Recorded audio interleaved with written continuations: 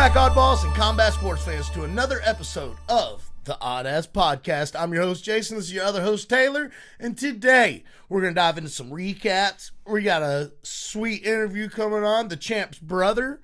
We got, or former champ's brother, should I say. We've got some UFC 322 fighter picks and some miscellaneous subjects. Taylor, why don't you start this bad boy off? I'm going to start this thing off, and I'm going to start it off right. Set it off in this motherfucker. Set it out. Hell yeah. Yeah, that's right. So, last week, we had a few different picks, but at the end of the day, we ended up tying on our picks for the card. So, we are now 59-61. He still got me by 2, but I'm creeping. I'm creeping and crawling in the night. He's motherfucking right there. Coming back. Yeah, I'm making picks. And they're turning out to be right. And, also wrong, too. They're also turning out to be wrong. But we're making them. We're doing the picks. Yep. And that first fight that we picked was CLD, Christian Leroy Duncan versus Marco Tulio. I took Marco Tulio, and I was wrong. He was wrong. I had a feeling about old CLD, bro. He was an underdog in this fight. And every time I've bet on CLD, he's won. Bro, I just thought that, Marco Tulio was going to kind of dance around on the outside and piece him up. And for a second, it looked like he was going to do that. And then Christian Leroy Duncan said, "Hey, not today, motherfucker," and turned that shit around. Dog walked him all the way into the second round and then knocked him flat the fuck out. Mm-hmm. I've learned something through picking these fights, man. And that's when you're looking at a fight and you're just trying to decide who wins. You look at, like, whose fight style is going to be dominant in the fight. And I don't mean, like, against the other person. I mean, based on the fighting styles of the two individuals, what is going to be forced out of them? Meaning, like, are they going to be forced to stand on the feet? And if so, who's going to win that? Are they going to be forced on the ground? If so, who's going to win that? Yeah. You know what I mean? And I saw this one standing up and CLD taking it. Yeah. So that's what he did. Sorry, that was a very long-winded answer to what I was trying to get around to saying, but I got it out. I got it out there. Sure did. The next fight on the card was Chris Padilla versus Ishmael Bonfim. Now, Ishmael Bonfim missed weight by 6 pounds. Cut him. Dude, Padilla still took that shit. He said, "I need money." Yeah, that's a gangster. Yeah, and went out there and did the damn thing. KO'd this man in the second round, bro. Yeah, dude. What did I say? You can't ride your brother's coattails forever, brother. You can't. That's his second time missing weight. That's like his, third loss? Second loss? I don't know. Get him the hell out. That's all I got to say. I think he's gone. I was back and forth on this one, but I'm glad I took old Chris Quesadilla. Yeah, Chris Padilla is a monster, dude. Yeah, he really is. He's not to be messed with. Now, this next one, man, I was saying Euros Medic, buddy. He's Mirko Krokop's boy. You called that one and changed your own mind. And sure did. Did I pick Euros? No, we both ended up. I thought I picked Muslim. Yeah, we both ended up on Muslim Salikov, but I think I kind of talked you into taking Muslim Salikov. Fuck. Unbeknownst to me. But yeah, dude, Euros Medic went out there and made it look easy. Yeah, dude. That was he was mean in that motherfucker. Dude, people don't do that to Muslim. They don't. The doctor was surgical, ladies and gentlemen. Up next, Taylor, won't you walk us through this one? I will walk us through this one. So up next, we got Matt Schnell versus Joseph Morales. And we both called Joseph Morales on this one. And he went out there and wasted no time. Got the guillotine choke. Don't be silly, jump the gillet. That's right. In the first round. Right off the rip, bud. Right off the rip. Didn't waste no time. 3 minutes in. That's right. Sure enough. Dominant win. I mean, looked good doing it. Looked good doing it. It looked easy to him, man. He just went out there and did his job, man. Like he was swinging a damn hammer.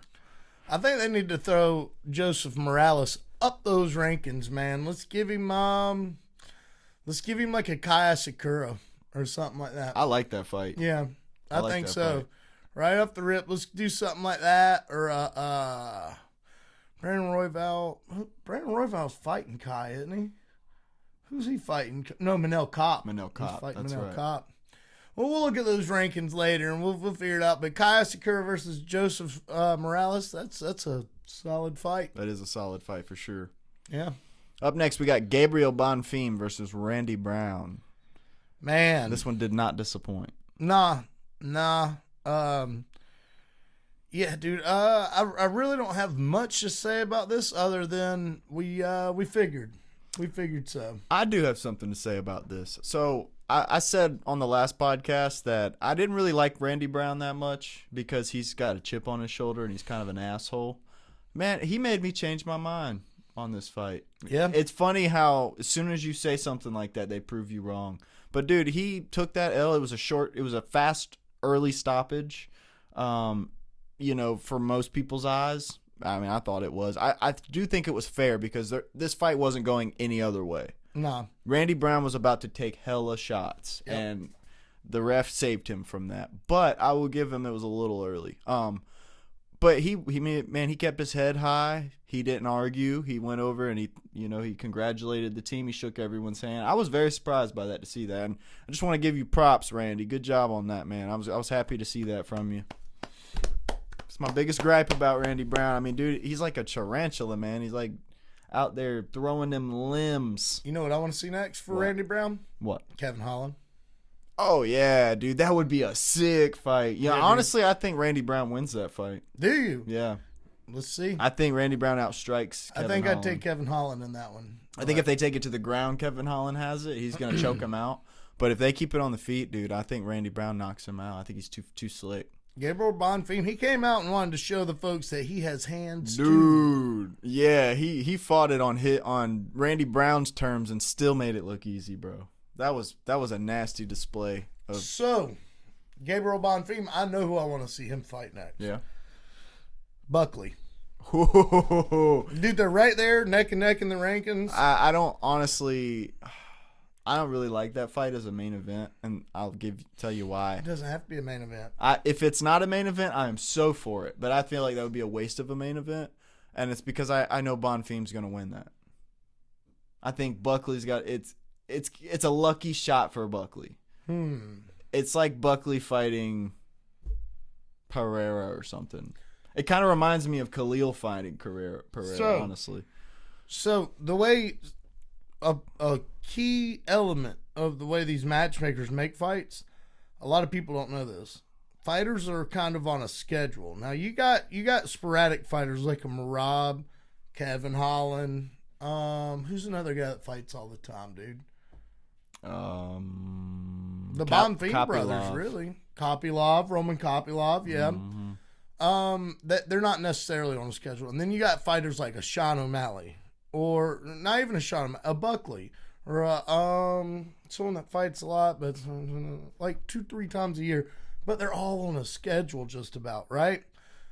Buckley's the only welterweight that I saw in that top 10 area on this dude's schedule. Besides maybe Kamaru Usman. Well, I mean, if you put it that way, yeah, I could see that fight happening, but I still don't want to see it happen unless, again, it's just a card fight and it's not the main event. I wouldn't mind Kamaru Usman versus Gabriel Bonfim. Kamaru Usman? Yeah. Oh, I would like to see that. Yeah. I wouldn't mind it. I think Kamaru might win that. I think Kamaru could definitely win that. And I think that would be Kamaru cementing his place.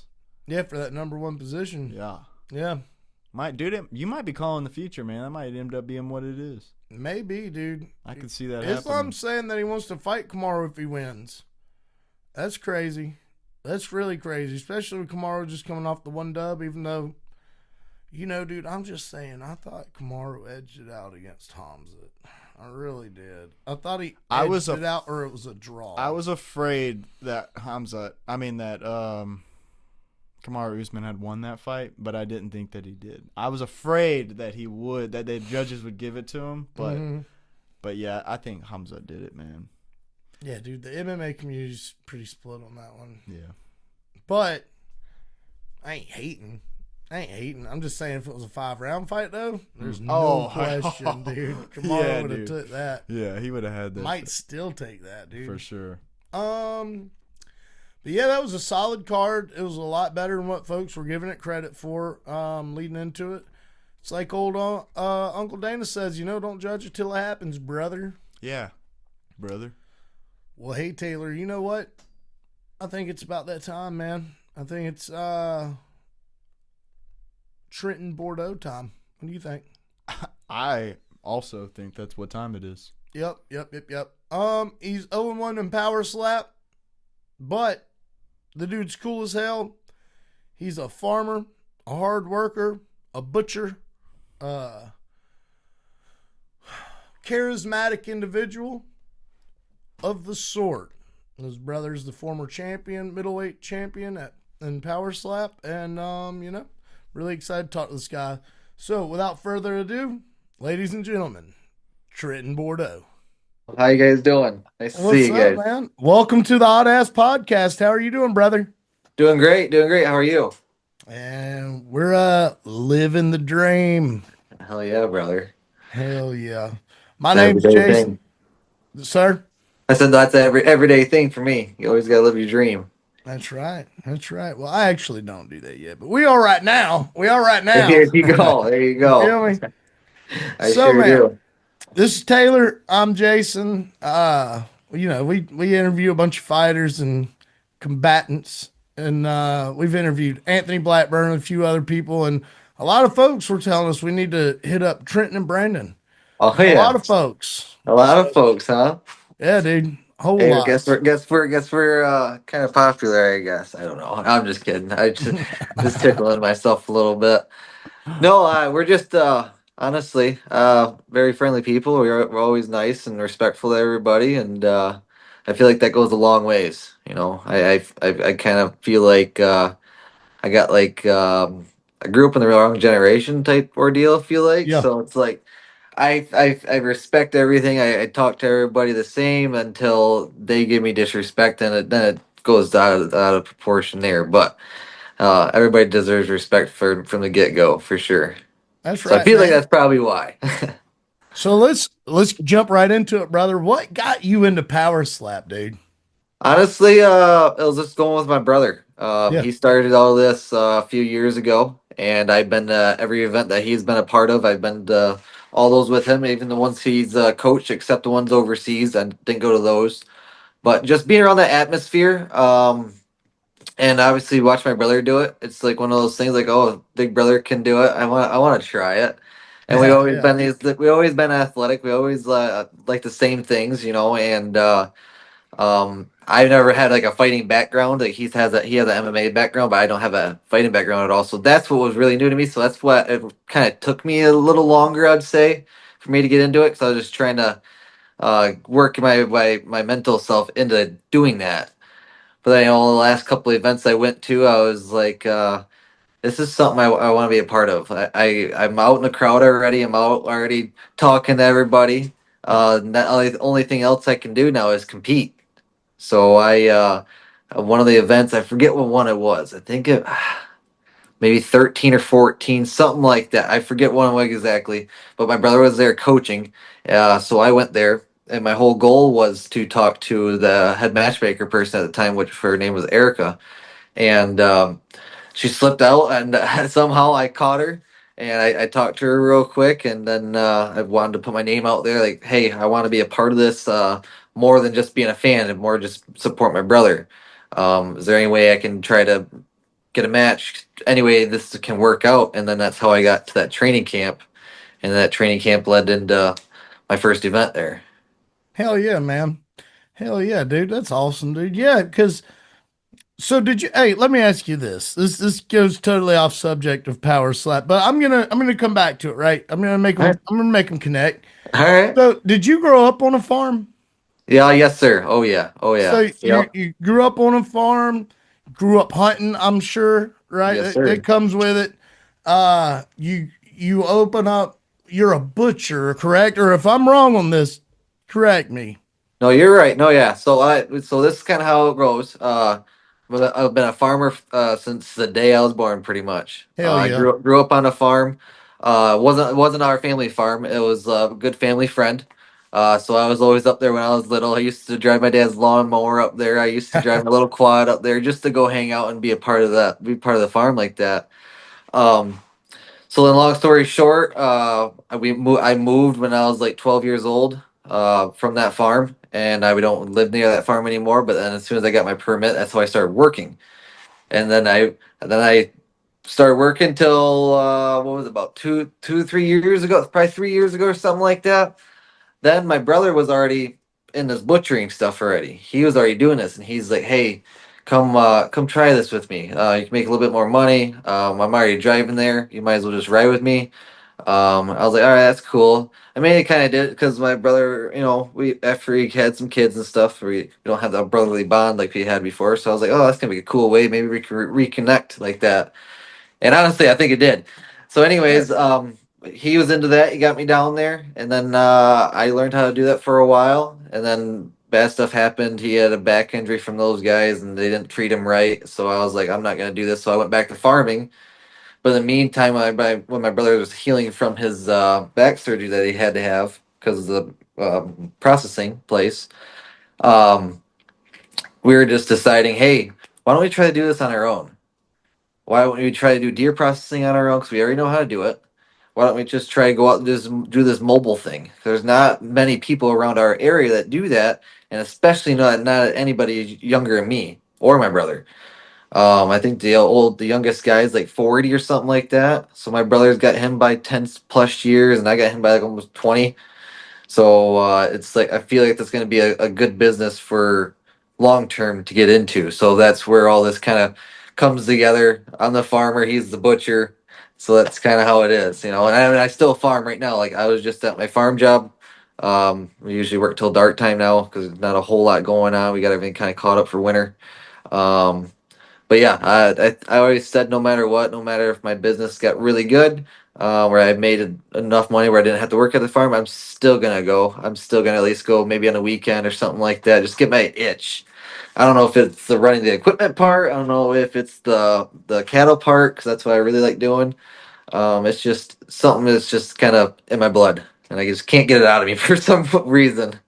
Hey, dude, whenever you work, whenever you work a job like that where you're like, all right, I know that this is going to benefit someone else down the road, it makes it a lot more doable. You know what I mean? Like well, I do a lot of different shit, but right now I'm working a plumbing gig, and they're really solid guys, and they're doing me pretty straight. But when the owner looks out for somebody and sends you on a job, and you're hooking somebody up, it makes you feel good. So It does. It really hey, does.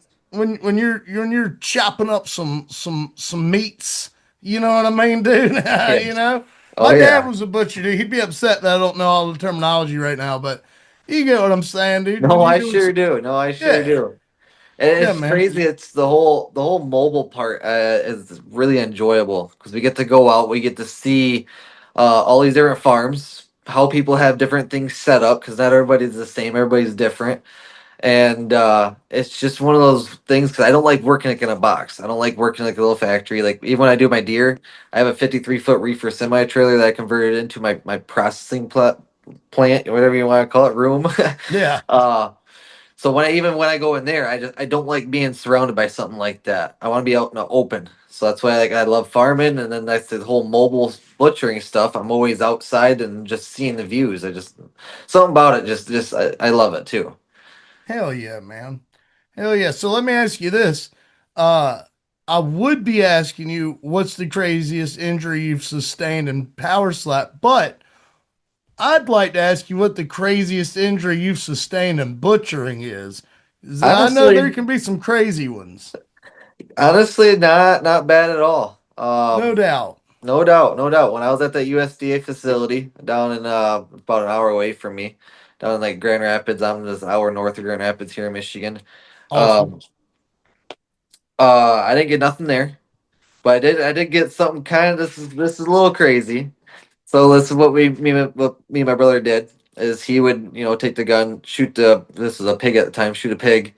I gotta bring him out, and they call it sticking. So you gotta stick them in their throat to slice their jugular because you want that heart beating because it's brain dead, so it's obviously dead, but its heart's still beating. So you want to slice that so that all that blood can come out. So what happened was I did one and I was still kicking. We shot another one and I just wasn't paying attention. It was one of these stupid things. That pig kicked again and it made me move and I went to go down and stab, like the stabbing motion, right? And I nicked my calf. I went Oh, past my knee. I sliced my pant open. Didn't get my left leg, but came across and got my right calf muscle. And it went dang. in probably a yay that much. Yeah. I didn't get stitches or anything like that, and surprisingly, I didn't bleed. So I think what happened is I didn't go straight into my muscle. I kind of just went like under my skin, so I almost like Gotcha. skinned myself. No doubt. So You Dang. other than think that, they'll do it? not too bad. But my brother's gotten a couple good ones at the USDA facility. But it wasn't even like cutting meat. It was like when he's like leaving or something like that, or saying bye to somebody. I remember he telling me a story of he went to go say bye to somebody. His knife slipped out and just sliced his hand wide open. I was like, Oh, oh, shit. this is crazy, and I got to deal with knives the rest of my life right now. You know? My But God. I am pretty impressed with myself though, because I do screw with a lot of different knives, and some of my knives have some extra grippies on them, so it's not just like smooth. Yeah. Because if they're smooth, mixed with fat, that's where you would actually probably slide your hand down, and then it would just go right through the blade, and that would No. be a bad one. Yeah, dude. Yeah, dude. You'd be like the losers club cutting their hands open, making a blood oath, only it's just you and a pig right there. For real, for real. Well, hey man. All right. So check this one out. Let's get back into the sport a bit. We got a little bit about you. We got your background. We know what got you into the sport. What Mm. was it like getting on a plane and flying all the way from Michigan over to Vegas? I know you've done this with your brother, but when it was you, what was it Uh, like flying all the way to Vegas, prepping, fight week, doing everything, all the media obligations, going out there, facing off, and then actually getting up there and competing? it brought back like it's a weird feeling, but back in like high school when you're right before a game and something like that, you get all these little you can't really I mean, little butterflies, something like that. It just keeps your body's like kind of like floating almost there. That's that feeling I got from all that, and that's probably the best way I can put that, honestly. But just going the flying part because we were already prepared for my brother to be fighting for Right. this. I got thrown into this after that training camp. We've already kind of knew that he was going to do that, so I was already kind of planning like, all right, I'm already going there, stuff like that. So that part wasn't a big deal. But yeah, once we got there and landed, and then I started going to like the UFC like Apex and stuff like that to like sign in and do all this stuff, and then you start seeing your name on that, or it's Powerslap, and then Trent Bordeaux. It's not Brandon Bordeaux. It's Trent Bordeaux. It's just like it's a surreal moment. Yeah. It's one of those things that's like I am very blessed to be in the position that I am.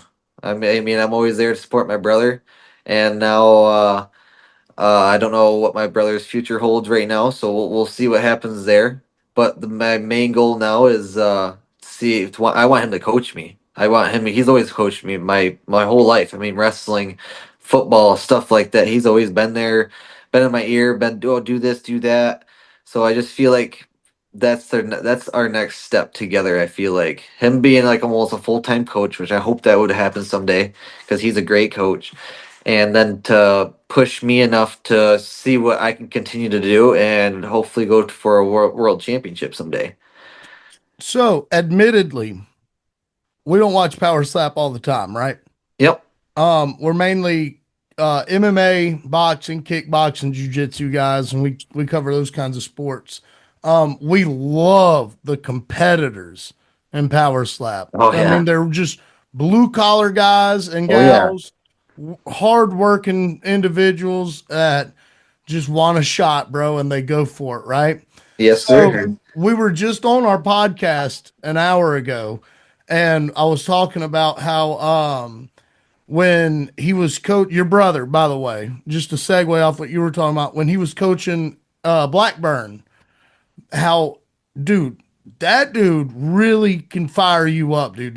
He really does do an amazing job coaching.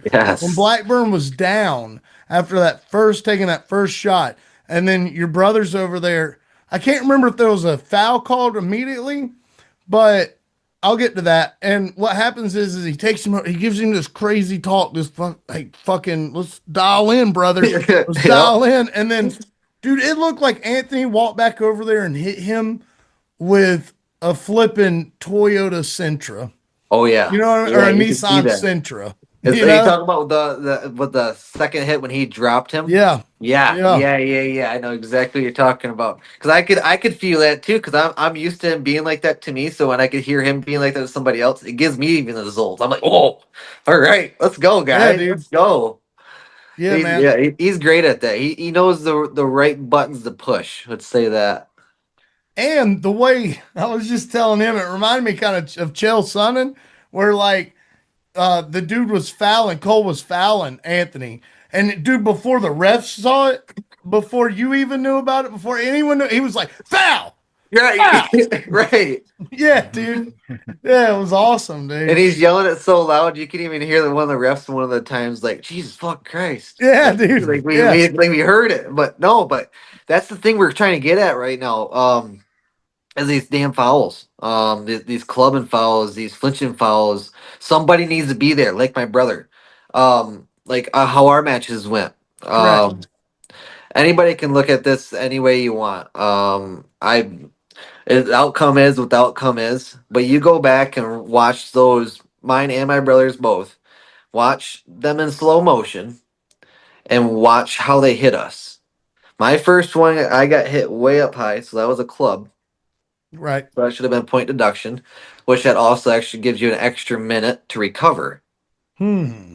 So what I'm getting at there is my eye got screwed. Like it was hard for me to see out of my left eye. I could barely see out of it, and that's because he hit me so high. And then one of the pictures I have that I think I posted on Instagram, right on like the corner here, I had two little like knots, like kind of poking out, like weird little bubble knots. It's weird. So, anyways, yeah, that extra minute is big. Yeah. It don't seem like a lot, but it's a lot, and that Oh can yeah, change for the sure. outcome of everything too. And then I go up there, and then I didn't have enough time. Of course, it's my first time going against a ranked guy too. Um, and then I don't hit him like how I wanted to. Yes, and my form was great. Yes, I put it where I needed to, but what I didn't, I had to rewatch my film because I go back and watch film just like my brother does. My hips didn't go through how I wanted them to go through. If my hips would have went through how I wanted them to go through first, that would have been a whole different outcome. I promise.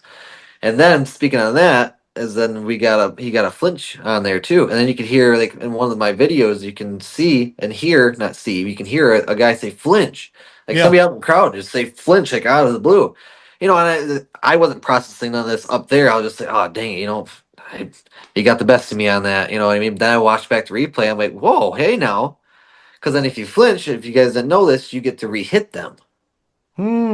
So Hmm. if I hit him like that. And I did do some damage. It was as much as you want to say. I'm not saying how much. I know but a second hit back to back like that, I don't know if he would could have took that. You know what I mean? Yeah, dude. It's one of those things, and it's the same thing for my brother too. Yeah, he got clubbed He bad. got club bad because he broke his Yeah. orbital bone. This bone around your eye right here. He broke it? Yeah, he's got like 6 fractures in it. That's Damn. why he's on the fence of I don't know what his future holds. That's why I said that because this is the second time it's happened, and the first time it happened was against the guy actually I went against. He clubbed him too Hmm. and broke his face. So we got a cheating, damn dirty bastard. If you guys want to call it Oh, that, I'll I'm not fucking saying say the it. words. No, I'm I'll not say saying it. the words. Yeah, I'll say it. You ain't got to say it. You I'll know what I say it. mean? And then so he really fucked my brother up because he palmed him, and then up there. And of course, if anybody can hit somebody's cheekbone like that, and my Yeah, brother's all slimmed down, he don't got a chunky face or anything like that. There's no cushion there. That's something damage is gonna happen. 100%. And then he goes back and then he hits him and then you can see there's been so many replays on it and people like draw these lines across their face too and see like where they move and stuff. And you see my brother move just a little bit, maybe just because they give you like a little bit of movement to like crunch down a little bit. Just so Yeah. you can crunch down. But then they do it on that guy and he does kind of like a whole S move. It almost looks like it's like ho ho and it's like down. So that throws my Mm. brother's hit off. And you can even tell my brother's hit was off because it was up a little bit, but he rocked the shit out of him too. He didn't. He was. oh. So if my brother would have hit him clean, like if he went down and moved, that when the lights out again. Hey, might have So been over. that's so long story short. That's why we're so on this flinching stuff. I mean, we're not just pointing out the our people that beat us or anything like that. We're pointing out everything. We're pointing out people that have other discussions and stuff like that. We help them out or not help them. We comment on their stuff. We try to put it out there. Advocate. Yes, advocate. Thank you. And then with my brother being a coach, and then now he's got a whole bigger say. And now he went to these overseas to those two events, and he coached those, and at both times he's at least overturned like a call, or he's definitely pointed Mm-hmm. out a call that they went back and take a second or third look about, and like, oh crap, we can't get away with that one. Yeah. So they have to do that. So let me And ask you. Oh, I'm sorry. no, you're good. Continue. No, you're good. Yep. So what do you think? All right, because we're talking about really damn good refs like Jason Herzog, Hmm. Mark Smith. You know, you've got other notable individuals there that have a mind and a voice. Forrest Griffin. Yeah. You know, Well, several others. Forrest Griffin, he don't really they He's a don't catch. he's a catcher, but the catchers can't really say anything. You know what I mean? I But what I'm saying is like the guy from the crowd, which I heard live, by the way. I know exactly during your match. I heard oh that live. I did hear sweet, that. thank you. Um, he does have a voice in the fact that he's there. You see what I'm saying? Maybe not that he has any pull behind that voice, but he could just be like, "Damn, I don't know, man. Yeah, I look a little low." Right, You know right. what I mean? Yeah. See, I guess I- I never heard that. Or I'm I just, did. I get you. Yeah, I yeah, don't know. I don't know. It's weird. It is very weird. And then even you go in the background, like the day or so before, they go over rules and stuff like that. And then like even like how we stood. You know what I mean? How we were planning on standing. We were kind of did that in the for like almost check-ins, you want to call it. yeah, And we're like, oh, they're fine. And then like they stood me up because I would crouch down a little bit because they say you can crouch a little bit. You just can't like hide like crazy. yeah, So I crouched down a little bit. They made me stand up. They made me pull my chin out. My chin was I put it like down like even. I wasn't trying to tuck it. I was trying to put it down even. They made me stick my chin out. And I'm like, this is not my comfortable. This is not how I sit normal. I'm not gonna sit like that. And then when your chin's out, there's a more of a freaking chance you're getting knocked out. Then oh yeah, you're just giving it to them. yeah, And then back on like the whole refs thing, I don't know. That was the first time I've ever seen this guy like ref my match. But yeah. I don't remember who I've it seen was. I've seen so many, especially like Blackburn and everything. I know it was a title fight and whatever, but how was I out You know? compared to some of those other people? Yeah, I dude. stood up. Yes, I did screw up. I should have kept the knee down till like 7 8 seconds because you got knocked down. It's already a knockdown thing. Do it like boxing. Take your time. I did not do that. That's me being a rookie. I will learn off of that. Um, but I got up Dude. and I Yeah. was fucking. It took me a second. I will admit that it took me a second. I was like, oh shit. All right, I'm good to go though. I was like, you can see me stick my mouthpiece out, so I was breathing. Right. And I was looking at that guy, and did everything he wanted me to. He said, "Move to your right." Yep. And I was kind of looking at him, like I was watching his eyes. The next thing you know, like I felt like look, he's gonna be, oh, okay, you're good. Then he just fucking waves it off. I'm like, whoa, no way, Yeah. are you kidding me? So Man. that was a weird experience. I'm gonna take that as a loss. Yeah, it's on my record, but I like it to be fair. If I lost, I lost, right? If I get knocked out, got knocked out. It might happen. You never know. But when there's bullshit calls kind of going on like that, and if you're gonna let one person go that long, you better let everybody else go that long too. Correct. Don't Correct. don't be picking and choosing, even if they're fucking newbies or Or the these veteran champ. guys. You do it all the same. Do it all the Yeah. same, please. And like even the calls and everything, do it all the same. That's all we're asking for. To make it a fair game, and it just sometimes it don't feel like a fair game. And it feels like you it's not like this, but it feels like, oh, you're getting picked on. You're getting screwed on this one. Like that's what it kind of feels like to a point. You're like, it's like, I don't like that feeling. Oh yeah, dude. When the odds are against you, for sure. Feels like you got your back against the wall. There's not shit you can do about it. Right. Well, So we'll see though after this, because I don't know when my next fight is. I heard that We might be waiting until after the first of the year to do any kind of events again. So I don't know what's going to happen. That's what we've been hearing Um, too. but I want to get back out there. And the thing is I fought at 185, which is my brother's weight class. That was never my plan. I always wanted to go down to 170. They came to Okay. me with that offer, so I went up weight class too, and it was a win-win situation for me. If I lost, I won. If I won, I really won. That's how I took that. My name's still getting out there. I don't quote me on this. I'm either the first or the second rookie that was on a main live card like that too. Right. So, I take that. So going back to what we're kind of just saying about all that, I do take a lot of appreciation and everything like that for giving me that kind of spotlight, like immediately like that. 'Cause a lot of people don't Absolutely. get that.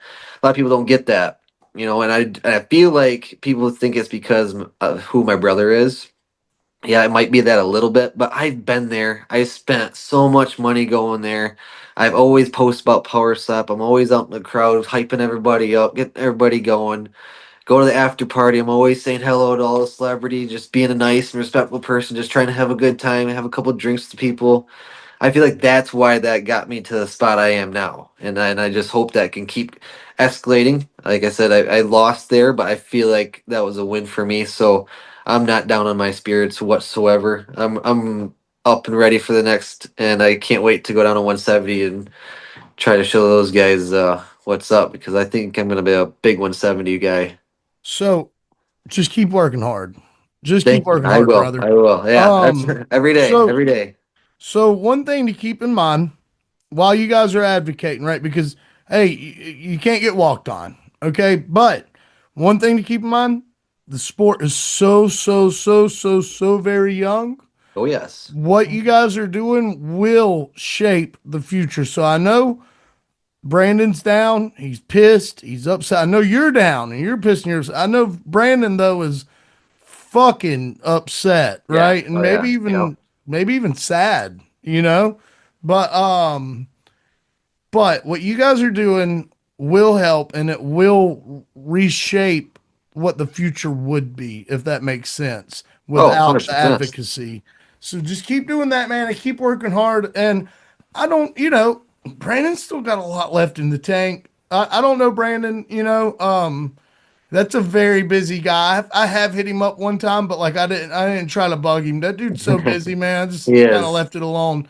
Yep. But if I could say something to Brandon, what I would say is give it another shot, maybe even two. See what happens. Nothing's perfect. We all go to work every day and work our Right. asses off, and guess what? A spanner gets thrown in the mix every fucking sometimes multiple times a day. Oh yeah. And sometimes we just pull a shit draw. You know what I mean? That happens, Um right? and So there's just keep life. It's his life, and I told him that too.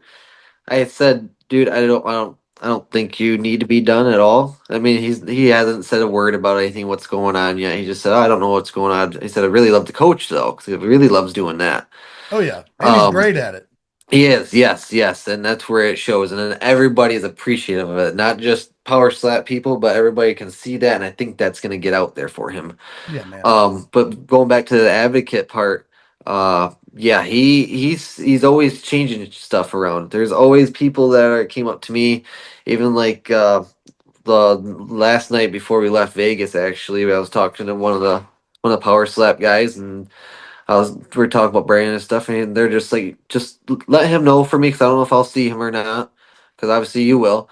Um, Tell him he has changed the game for everybody around here, whether that was the Yeah, whole shoe game or whether that was the whole how you train, how you act, and everything, like an actual fighter, like an actual athlete, correct. and just change your behavior and put your full effort into something like this, because you can make life changing money off stuff like this. And I feel like that needs to take a lot of attention. So once things get big and you start getting good and stuff, you need to start putting more time and more effort into that. And I feel like he's paved that way for people. And just now with the whole coaching stuff, and just what he can bring to the table. And you can hear like Bisbee and all those other guys like comment on him.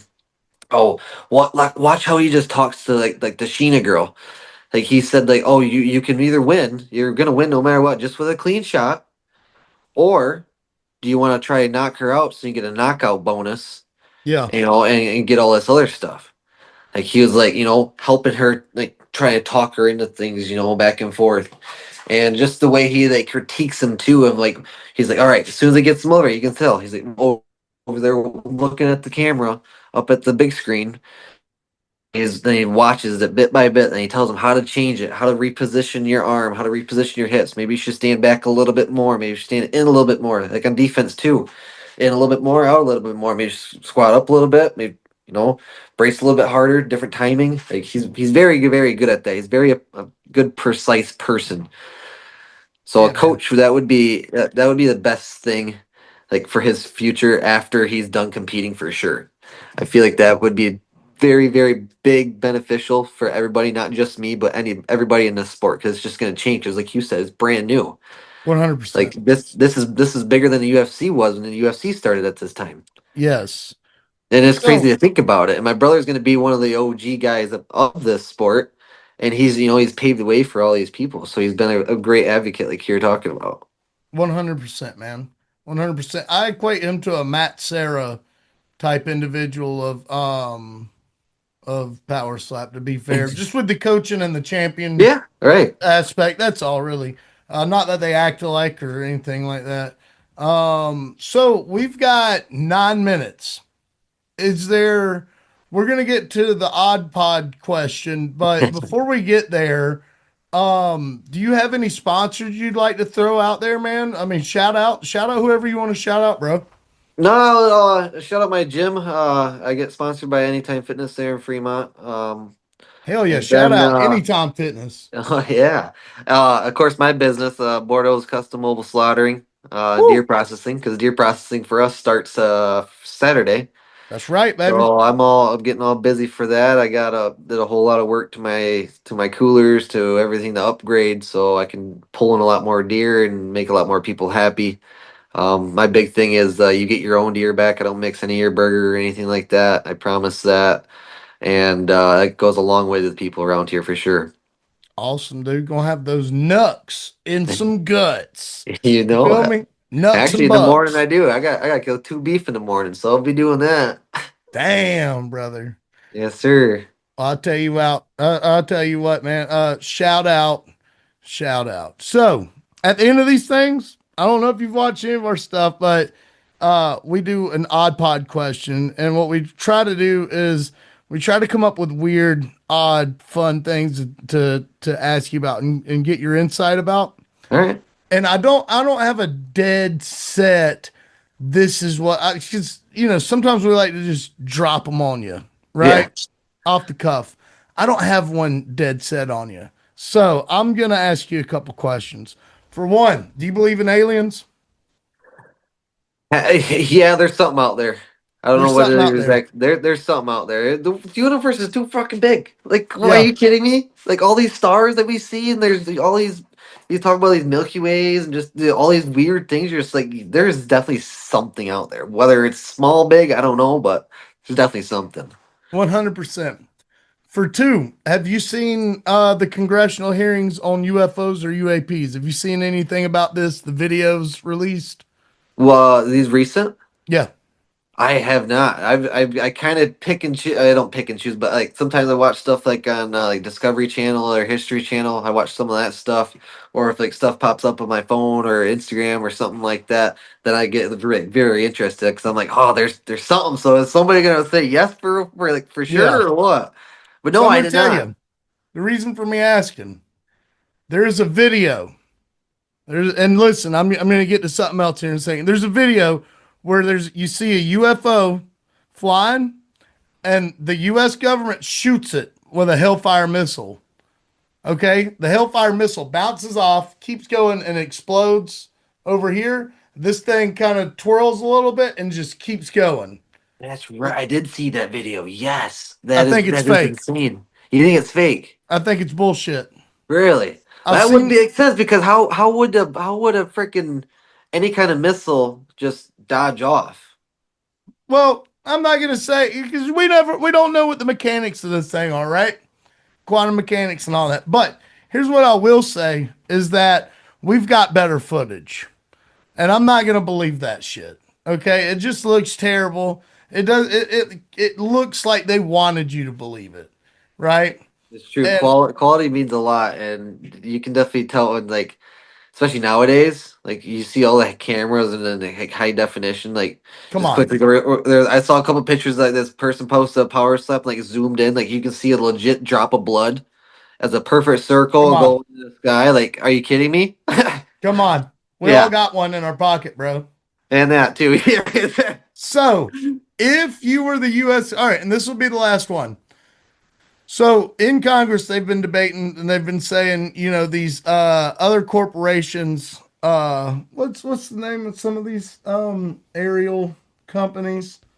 Vanguard, BlackRock, a couple other ones that they say, they have some of these UFOs or UAPs.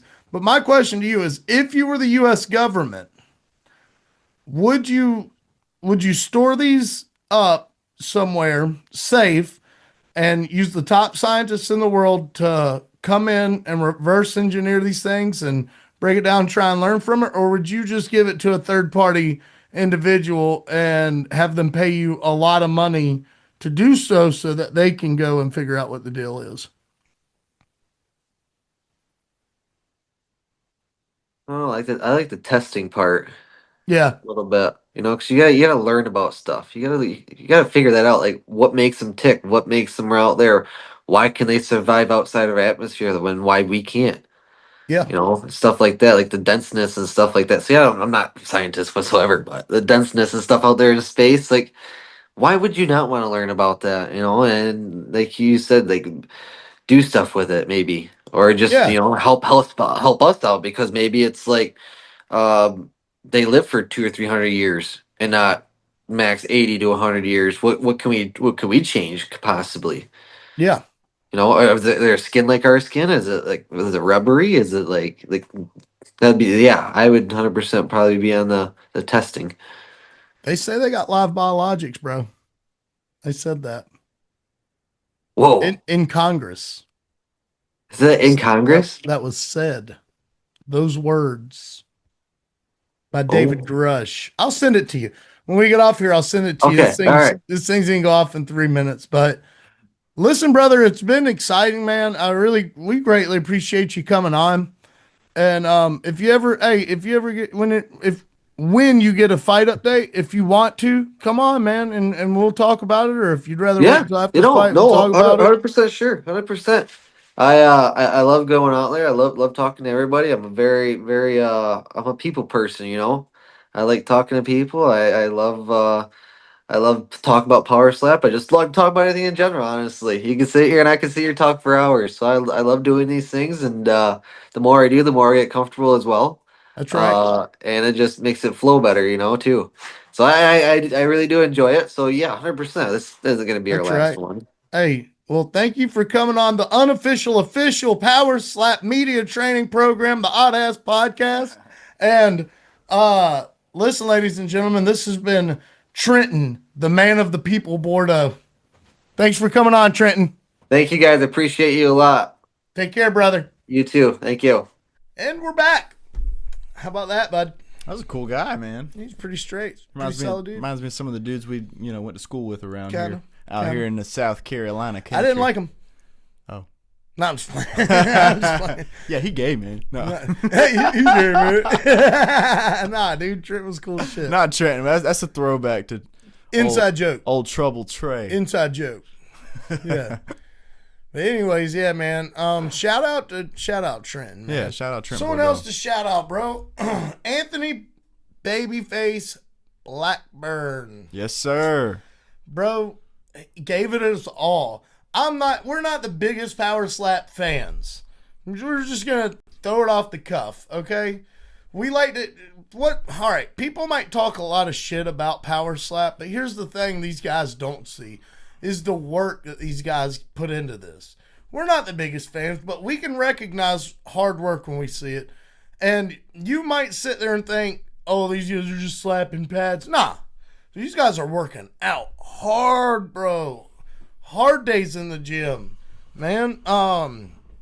Strengthening their jaws, their necks, strengthening their arms, their torsos, their I mean, it's just like a fighter's mentality. These guys, and they dedicate a lot of their times to this shit, and we can respect hard work if But when it comes to Anthony Blackburn, he's probably the hardest working. It's not even probably, in my opinion, he is the hardest working power striker out there. And we just want to tell you, Anthony, if you're listening, brother, keep your chin up, bro. Don't literally keep your chin up. Keep your head up. You gave it hell, man. Gave it hell, dude. It looked like Anthony was going to win there for a minute. They were knocking each other the fuck down.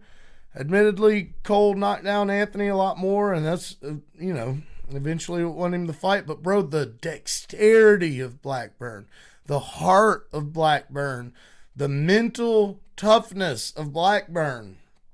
It's like, I never thought I'd watch a Powerslap event and see heart. I never thought I'd watch a Powerslap event and see true grit. True dexterity. Not just being able to take a slap. Not just being able to get up when you get knocked down. But to, stay composed. Stay settled and stay right here in the moment. Trenton's brother was there. He was his coach. Sure was. And he Trenten Bordeaux. And he was walking him through. That dude should be a coach. I get it. He's in the Powerslap business. He wants to do the whole Powerslap thing. I think he should dedicate his time to coaching because he was a solid coach. And he reminded me of, I couldn't help but thinking that while watching the match, I could see a Chael Sonnen-esque Trenten Bordeaux because, like, anytime anything would happen, this dude would have a Hawkeye. And he would call fouls right then and there, bro. Like, before the ref said it, before the camera saw it, as they were happening. Not foul!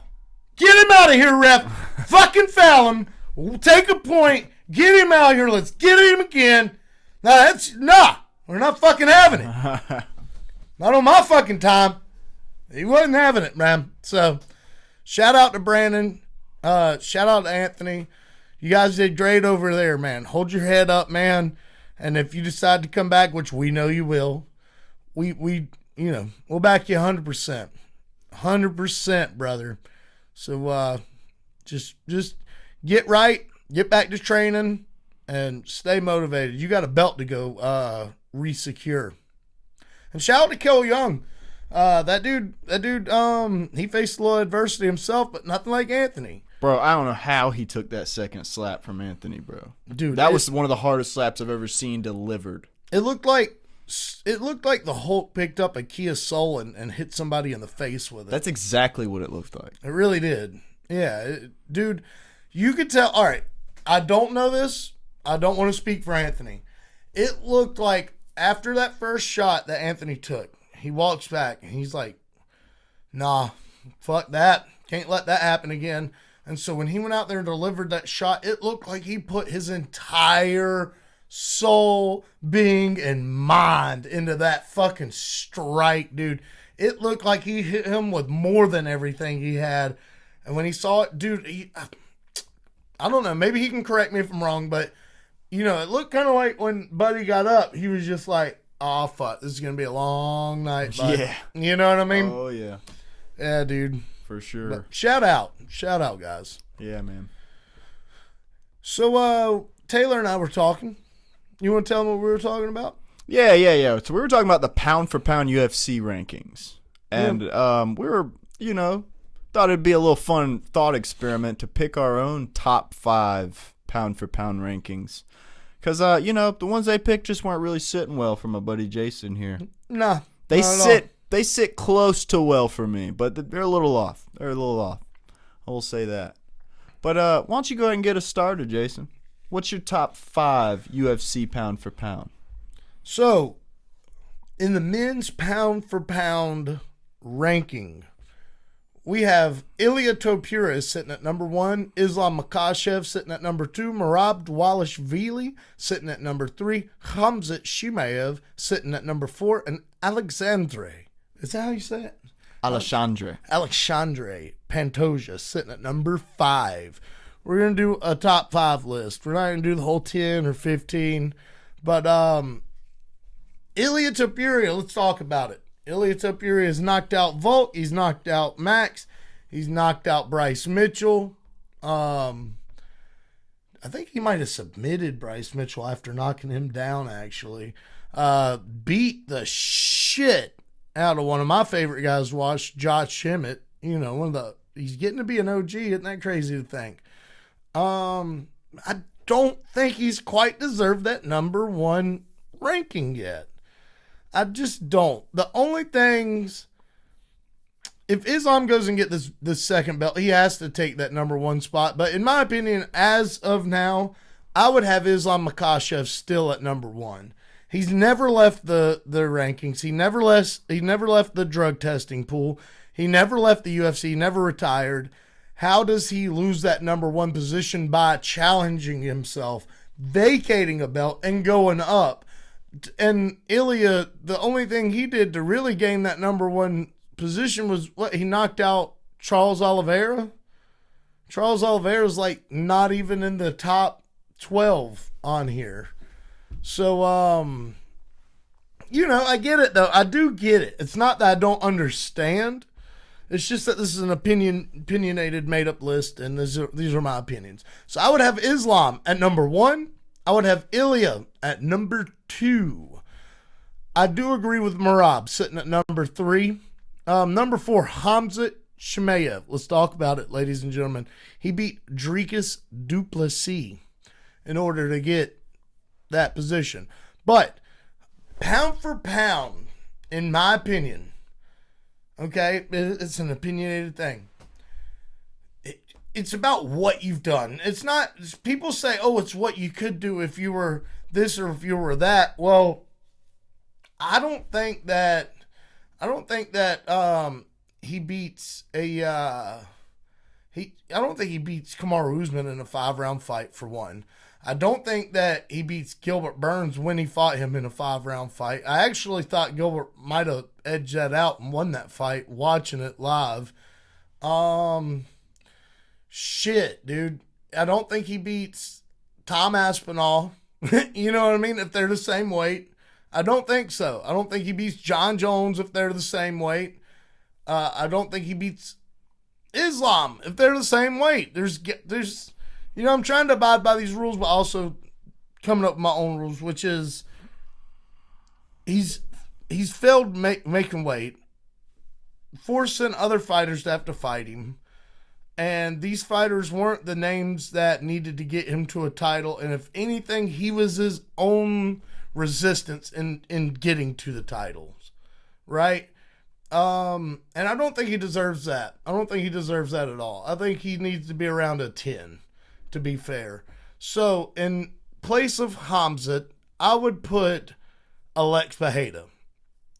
2-time middleweight champion. 2-time light heavyweight champion, double champ, obviously, after saying that, has beaten Israel Adesanya, has beaten Magomed Ankalaev. He beat, who did he beat to get the, he's beaten Yuri twice. He beat, who else did he beat at middleweight, bro? Khalil, that was at light heavyweight though. But still, yeah, names stack up, and I give Alex Pereira. I think he beats all those guys up underneath him if they're all the same weight. That's why. So maybe not Volkanovski. I don't know, bro. And then obviously at number 5 they have Pantoja sitting there. I think that's correct.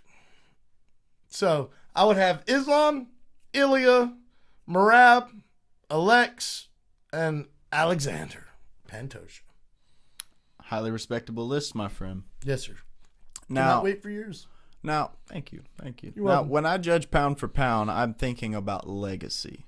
Also, the type of challenges you've met and how you performed in these challenges. And when you look at a legacy and you see a loss, that's a shit stain on a pristine record. That's what that is. And that's not to say you can judge their entire career off of one loss. But when you're comparing them up against someone who doesn't have a loss, it matters. Okay, so Ilia Topuria, 17-0, at number 1 for the pound for pound. I'm keeping him there. I think 17-0 is a hell of a good record, especially considering, I don't think any of these other guys have undefeated records except Hamzat. So it's a rare feat, when you're at this top level and you're a great fighter and you're fighting at the top level and you're defending championship belts and fighting champions. To be undefeated is insane. So, and the people that he's fought to get here, arguably 2 of them aren't straight dogs. Everyone else, straight monsters. Also, I'd like to add to that, 2 of them are arguably the greatest of all time prior to him coming in their respective weight classes. Well, there you go. He's arguing my point for me. Adding little cherries to it. So number 1, I'm keeping Ilia Topuria. I do think that's a good move. And number 2, I am keeping Islam Makhachev as well. He is en route to be the next Khabib, but again, like I just said, Khabib didn't have that shit stain on his record.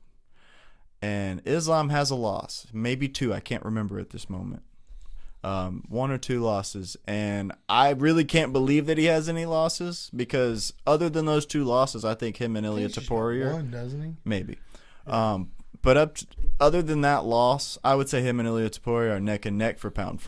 But Ilia has that pristine record, so I think they got it right for the first 2. Now, when we get to number 3, Merab Dvalishvili, he is a dominant champion, but he wasn't always a dominant fighter. He has some losses on his resume. So while he's dominant now, that's another thing. It's like, when you're judging these pound for pound, are we judging at their current state, or are we judging by their entire legacy? You know what I mean? So it's like, it's subjective, so it's whatever you decide to judge it on. But, if I'm looking at their current state, Merab's definitely 2 or 3. But if I'm looking at legacy, he's 4 or 5. You know what I mean? So I'm going to have to put Hamzat at number 3. And I know that's going to piss some people off, because he hasn't fought very many dogs. But he's only fought in the UFC about 9 times. And again, maybe 2 of those were not very challenging for him. The rest were dogs. Straight monsters. I mean, when these guys come into the UFC fighting the top level, like, you got to give them a little bit of credit for that, because a lot of these guys had to fight not bullshit fighters. That's not a right thing to say. Lower level undercard fighters to get to this point, and they still lost to them. Meaning Merab Dvalishvili, meaning Alexandre Pantoja. They lost to these lower level undercard guys to get to where they are now, whereas Hamzat has not. Ilia has not. They've come in and dominated the top level from beginning to end. So, give me Hamzat at number 3. Then I will have to say Merab for number 4. And the only reason I'm even saying that is because of his dominant nature in his division right now. If we're looking at sole legacy, I don't even have him in the top 5. Because he fought a hard battle to get to where he is, kind of like, Oliveira. Oliveira had to fight a hard battle to get to where he was.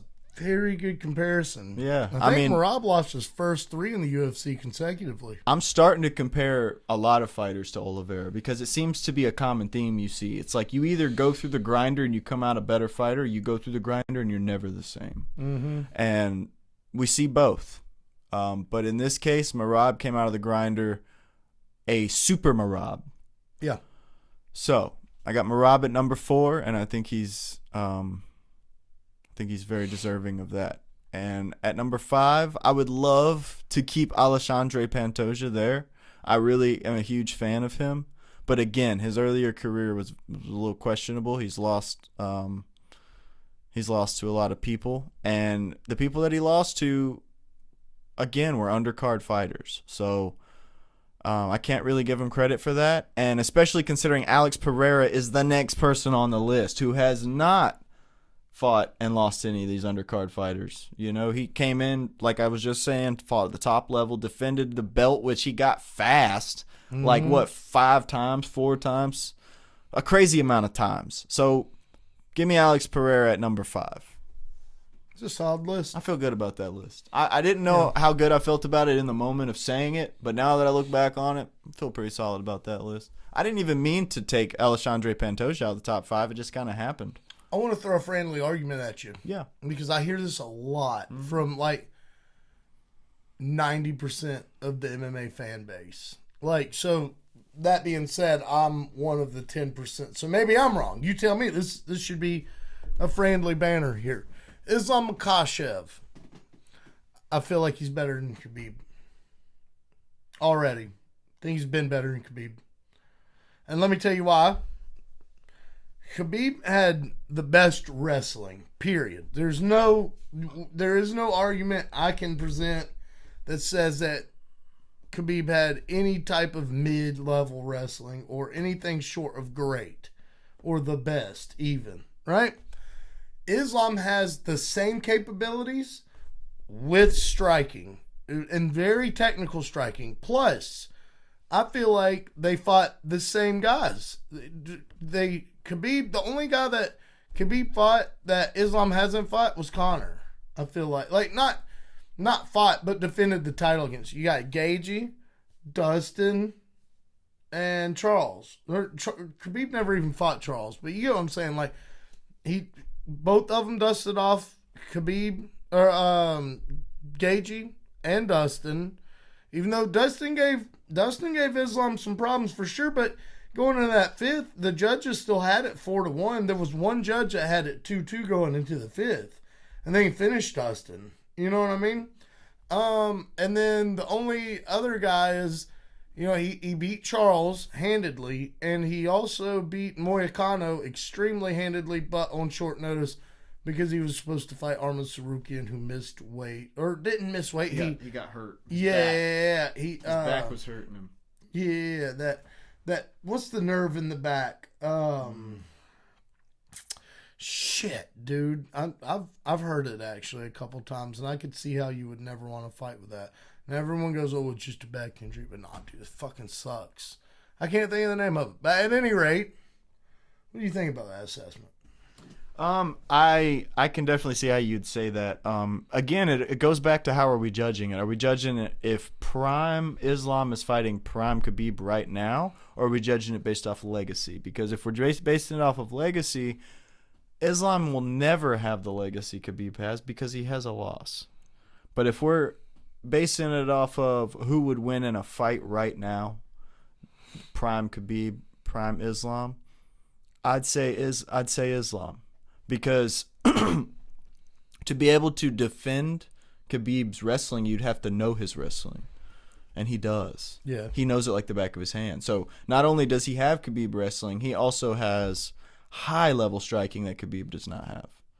So he could keep it on the feet and outstrike Khabib from my understanding of what I'm looking at. Now, there's a great possibility that no one is stopping Khabib's wrestling. And if that's the case, if it's Islam wrestling versus Khabib wrestling, I have to take Khabib. And that's just based on evidence, what I've seen. Mm-hmm. I've seen Khabib go out there and be a dominant wrestler for 23 whatever fights he had. I have not seen that from Islam. Islam sometimes wrestles, sometimes strikes, you know? So I can't really say that Islam would go out there and destroy Khabib in wrestling. Does a double belt, double 2 weight division champion, does that topple a loss if you only have one? As far as legacy goes. That's a great question. You know what I mean? Yeah. Because look at Daniel Cormier and look at George St. Pierre. You know, I don't think it does. No? No. And the only reason I say that. Solid hot take. The only reason I say that is because think about if Sean Strickland is holding that belt. That happens. And then you just Like have to Michael go, Bisping and then you held just the go belt. fucking take it from him. You know what I mean? It's like that doesn't always work. You know, like if you move up a weight class and someone just like, and say John Jones just vacated the belt and whoever's next, and Tom Aspinall isn't there, and whoever's next just gets the belt. The person who's under there is like, oh, I could easily go take that belt. That doesn't negate a loss. Now, if you go up a weight class and you fight Alex Pereira and you win, that might negate a loss. I think it's apples to oranges in that regard, but at the same time, I think it's weighted. I think there is a weight and a quantification to this in my eyes. Gotcha. I think there's instances where it does and instances where it doesn't. I slightly disagree, but I can respect your opinion on That's that. okay. Yeah, I can respect it. That was a hot take, and you just threw your balls on the table and said, hey, guess what? Let me tell you something. So, hey, might disagree with it, but guess what? I like it. But think about it. that. Think about it. What's better? Or what's more impactful? Moving up a weight class to take the belt from Sean Strickland, or losing to Sean Strickland and you have a legacy that you're trying to uphold? Okay, no. All right. Let me just reverse this on you real quick, because I'll answer yours. You're not wrong. I do agree with that. But let's put this into practicality, right? George St. Pierre, welterweight champion, beats, I can't remember who he beat for the title, but runs through all these fucking great ass dudes, and then goes up to fight Michael Bisping, right? Even though he has like that loss to Matt Serra, he came back and beat him, beat Nick Diaz, beat Dan Hardy, all these guys, right? And then goes up and challenges Michael Bisping, who ended up being a solid guy, right? Does that he already had the loss, right? So it's not that he lost to Michael. Obviously he won, but he went into it with losses. You don't think that negates those those losses?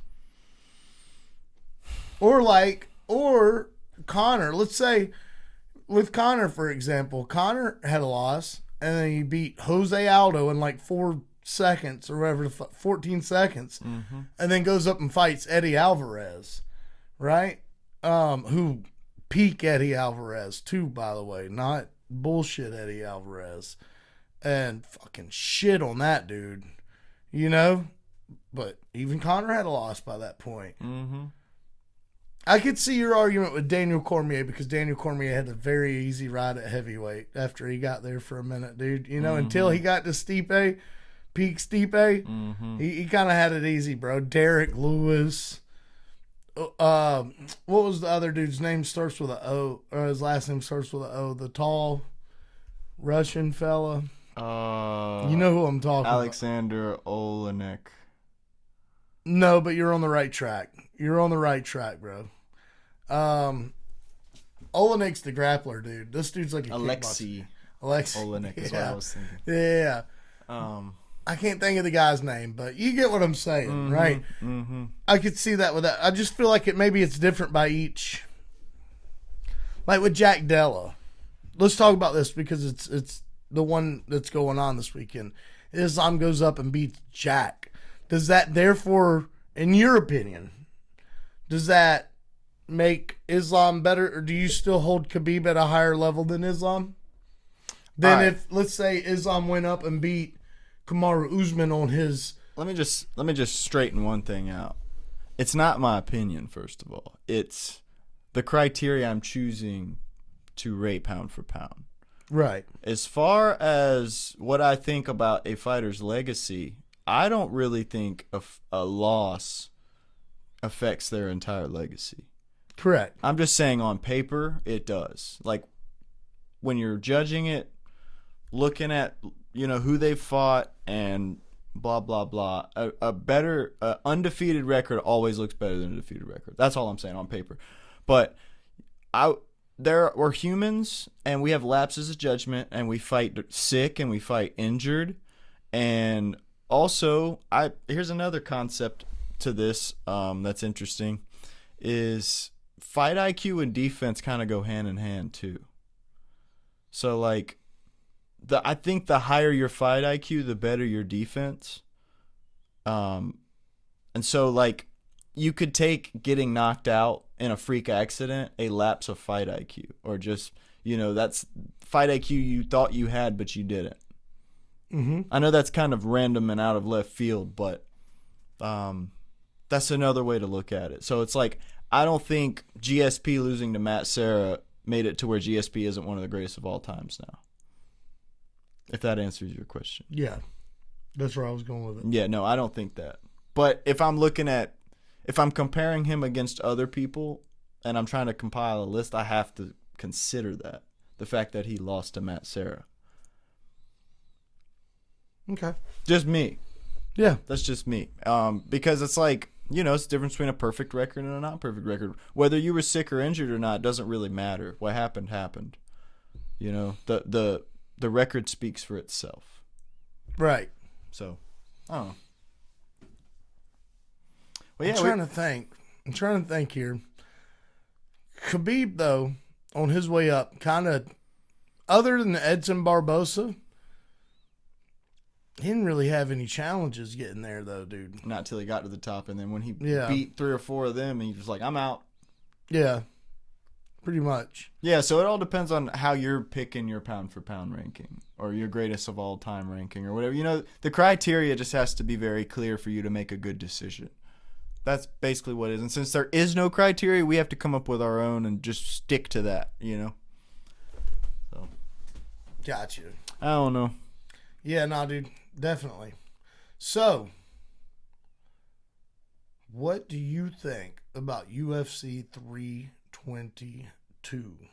I think I'm damn excited for it. I really, not sure if I'm going to get to watch it or not, because this weekend is me and my wife's 1-year wedding anniversary. So we're going to be in Gatlinburg, and I don't want to be like, babe, we got to watch the fights. You know what I mean? So if I get to watch them, cool. If I don't, I'll watch them on the ride home or whatever. I don't know. We'll see. I'm going to watch them regardless. I might not have to be on Facebook for a couple of days so I don't get it spoiled. But that's probably a good thing on my... Oh, yeah, you block me for a couple of days, bro. That's what you're going to have to do. Yeah. Well, I just won't get on Facebook. I probably should, be with my wife and not have it on Facebook anyway. Yeah. Do you think we should just pick on this whole thing? Yep. Let's fucking sure do it, dude. We haven't done one of those in a while. There's going to be a few of these people that I don't know, but I'm still going to, pick to the best of my ability. Yep. Well, why don't you start us off, man? Give us, Okay. Give us your take. Vyacheslav Borshev is taking on Mateusz Camilo in the opener of the early prelim for UFC 322. And Jason's pick of the early prelims will be Mateusz Camilo. Vyacheslav, Mateusz was supposed to fight a couple other dudes. Borshev, he's taking the fight on somewhat short notice. I feel like he's trying to do that because of the good graces getting back to the UFC, because he's kind of lost a couple, and I just think Mateusz isn't the guy you want to do that against, a young up-and-coming dude. And, I think he's just going to beat him. I really don't I can see this happen or I can see that happen. And it's just, stats. If usually you get called on 2 weeks notice or whatever to come up here and fight this young up and coming killer, it's probably not going to end up good for you if you're on the older end of the, of your career and you've taken a couple L's. And not to say that Vyacheslav can't get it done. I'm just thinking that Mateusz has a better chance of doing so. No, I 100% agree with you. I've seen Borshev fight a few times, and every time I've seen him fight, he's been basically knocked out. Yeah. So he's fun to watch. He's fun to watch. He's got all the styles, but when you see that enough times and that image gets burned in your head, it's very hard to vote for someone in a fight after that. So give me Mateusz Camilo as well. I guess we're gonna be buddies on that one. Absolutely. Up next, I think we're gonna be buddies on this one too. Probably. That's minus 1,000. Hey, why don't you? Because it's not by Sangor that I have the problem with. It's the mechanical. Okay, never mind. I got it. Okay, never mind. Bysangor Susakayev is taking on Eric Mechanico in the second fight of the early prelims. Taylor, who do we have? 1, 2, 3. Bysinger. Susukaya. I was going to let you take that last one. Right, well, yeah. I took both. Yeah, you did. You did. Bysinger is undefeated. He just fought. He finished that dude too. Eric McConaughey's no joke though. Honestly, this is going to be the toughest fight for Bysinger. I just think that he's got the confidence that Eric's going to not have. He's going to have more confidence.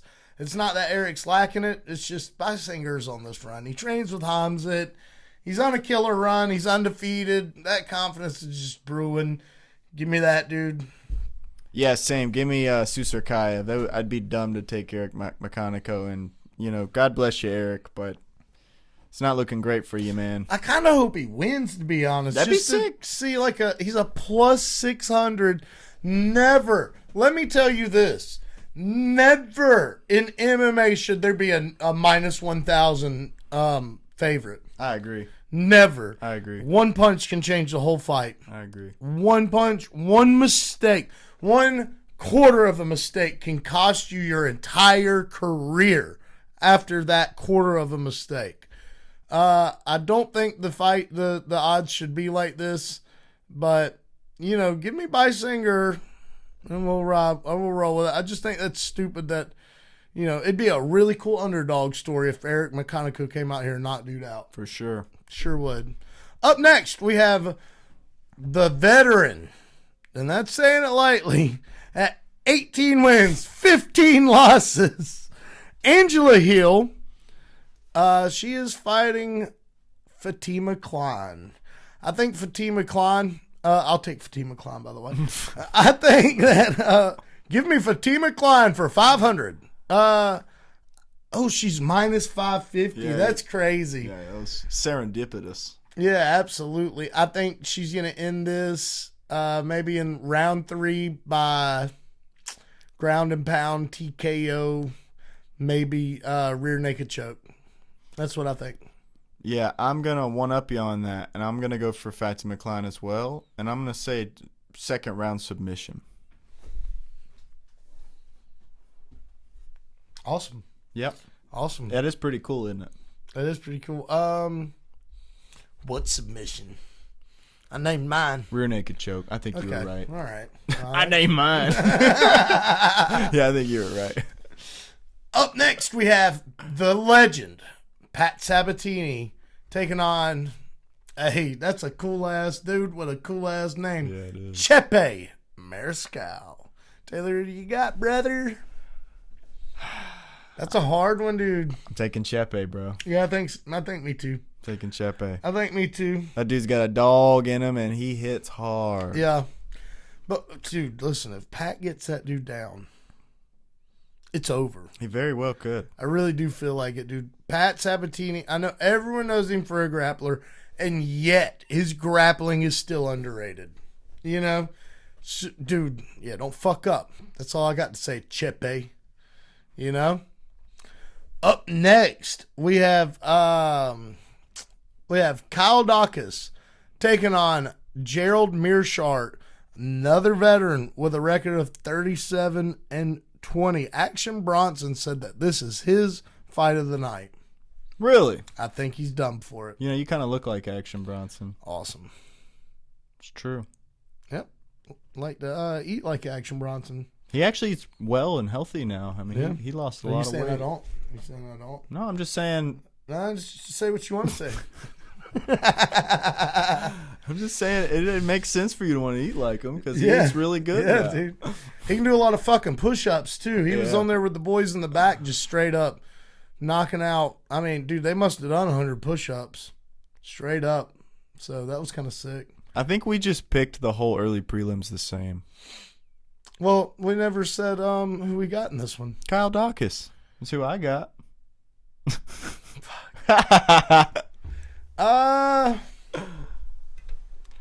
See, here's my thing.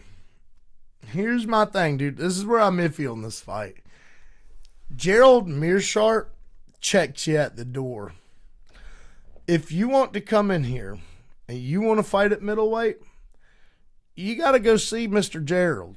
You got to knock on his door, and he's got to let you in. And if he don't, You're getting turned around, bud. That's right. Yeah, come back from whence you came. It's not that I don't think Kyle Dawkins can do it.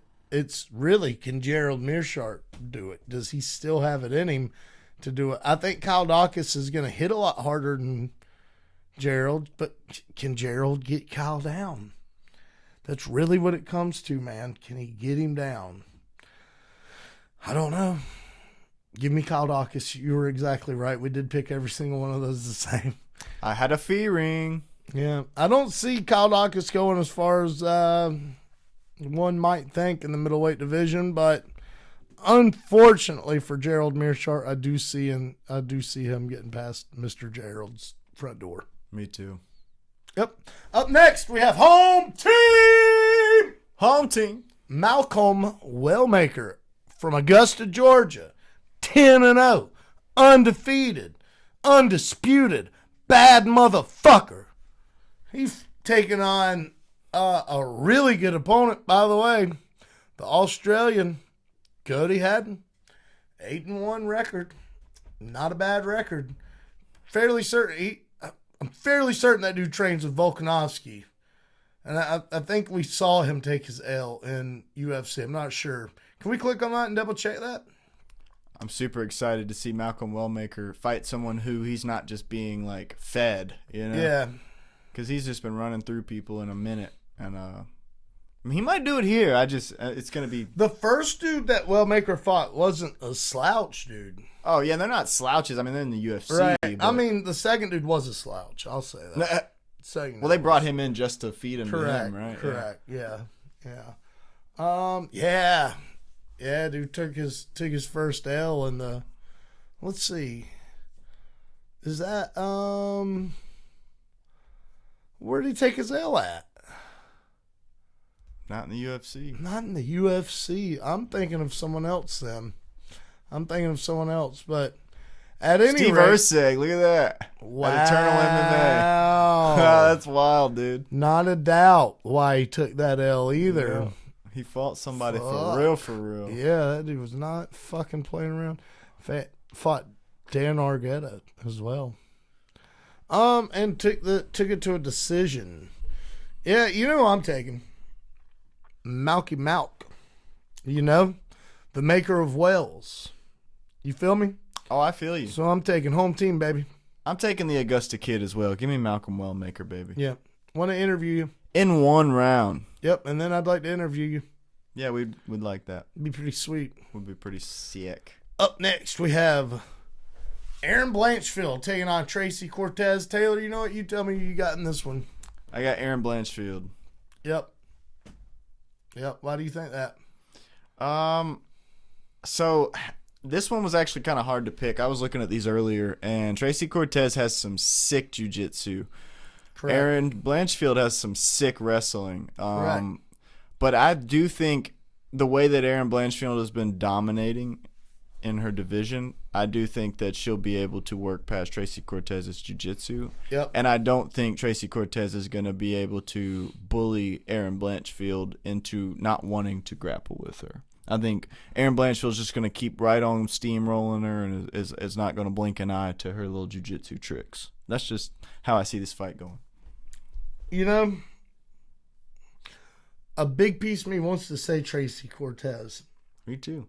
A big piece of me wants to say Tracy Cortez because I think that her jiu-jitsu, while it might not counter or it might not negate the wrestling of Aaron Blanchfield, she's going to get taken down, is I guess what I'm trying to say. But it could counter the wrestling of Aaron Blanchfield, whereas if Aaron Blanchfield takes her down, I do feel like Tracy puts her in bad places down there. I just feel like Blanchfield's that bitch now. She's that good. Yeah, dude. I really do. And you know what Aaron Blanchfield's not doing? She's not on the fucking Modelo and Bud Light commercials shaking her little miniature tatas. You know what I mean? That is true. She's focused, man. She's focused. She's in the gym. She's grinding. Not to say Tracy's not, but yeah, you get what I'm saying. I'm trying to not sound disrespectful because I don't know, and that's judgmental, right? But preach. Yeah. Give me Aaron Blanchfield. You know what? Whoever you take in this next one, I'm going to take the other guy. All right, cool. Up next, we got Roman Kopylov versus Gregory Rodriguez. Give me RoboCop. Wow. I legit was trying to reverse psychologize on you, bro. I thought you were going to take Roman, and I was going to take RoboCop. I legit... Wow.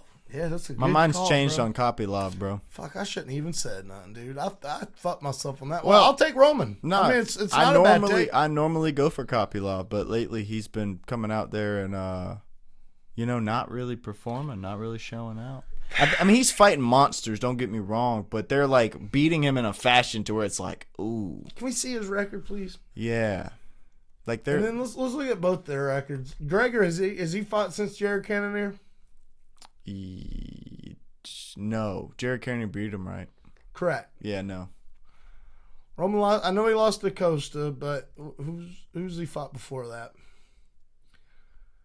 He fought Chris Curtis, beat him. Almeida. Anthony Hernandez lost to him, of course. Josh Friend. Cool. Awesome. Cesar Almeida. Beat that dude. Punahele Soriano. Remember that dude? Oh, yeah. Yeah, man. I mean, he's taking some lumps, bud. So here's the thing I've noticed about Kopylov. Like, if you fight him and you keep it a fundamental striking match, he's gonna beat you. But if you bring out the dog and you walk towards him and bully him, you're gonna win. That's what Gregory's gonna do. Exactly. Bud. That's exactly his fighting style. It's the perfect fighting style to beat Kopylov. If Kopylov was fighting against Israel Adesanya, I wouldn't know who to pick. Izzy's great, but Kopylov's on the way up and Izzy's on the way down, so I wouldn't know who to pick. But I'd take Izzy. Well, of course, you're going to take Izzy. I mean, Izzy's a legend, but I'm just saying, like, in general, you know what I mean? Yeah. But if you're fighting someone like him, that's your exact fight style you don't want to be up against, bro. 100%. And Gregory, obviously, dog. Yeah. Doesn't care. Will walk into a meat grinder just to say he walked out the other side.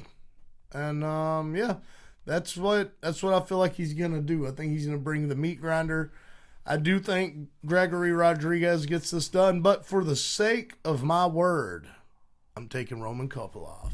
All right, so you got Roman Kopylov. I got Gregory Rodriguez. Up next, for our featured prelim, we have Bo Nickel versus Rodolfo Vieira. Dude, that's a hard one to pick from. Dude, I've gone back and forth on this in my head multiple times today. I was really thinking Bo Nickel, and then I saw him in this quarter zip fucking sweater earlier, and I was like, dude, ain't no way this dude's about to beat Rodolfo Vieira. Dude, no, you didn't see him in the turtleneck, bro. Dude, you saw that same shit, no, bro? But I believe it. It looked just like a turtleneck, Yeah, bro. no, I just believe it, bro. you I could see it. You guessed it perfectly. It's white. With blue. Bleach white and bro. blue, wasn't it? It was. No, it wasn't. I'm pretty sure it was. Was it white and blue? Pretty sure it was. Little zipper, white up top, blue and Oh, bottom. no, it was all white. But Okay. it might add some blue on it. Okay, I'm just telling you what I see in my head. Man, you go first on this one, bro. Man, this one's rough. For one, Rodolfo is a multiple champion inside and out. I don't think he ever won one in the UFC for sure. I know he didn't win one in the UFC. But outside of the UFC, we're talking about ADCC. We're talking about the internationals, bud. Jiu-jitsu tournaments galore. You know, the big dogs. The motherfuckers that take home a lot of money for winning. The only guys. He did that multiple times. So, Bo Nickel might be a great wrestler, but Rodolfo's huge. He's like, you know, you look at, I've already forgotten his name. What was the guy that just lost to Brennan Allen? De Ritter. Yeah, RDR. You look at him and you go, how does he make middleweight? You know what I mean? That's what I think of when I see Rodolfo. I'm like, dude, how's that fucking dude make middleweight? There's no way. That's a light heavyweight, you know? Yeah, he's a big dude. He's a big fella. Can we see their reach? And not because of like striking reasons, but because I want to see how much he's going to be able to reach up. Wow, Bo Nickel's got a longer reach than him. Dude is ripped. All right. I'm going to take Bo Nickel. I am going to take Bo Nickel. I think that one loss has humbled the fuck out of him. I think he's been working harder than ever. He's probably going to have a game plan for Rodolfo. And fuck, I'm just thinking about it in my head. But yeah, I'm taking Bo Nickel. I've already locked it in. I got Bo Nickel. But dude, to say that Rodolfo's probably not going to give him problems is crazy, dude. Like, he might win this fucking thing. Who you got? I mean, dude, that's almost, you know, I usually go, oh, that's 50-50. That's like fucking 65-35, bro. And like 35 being Bo Nickel, to be fair.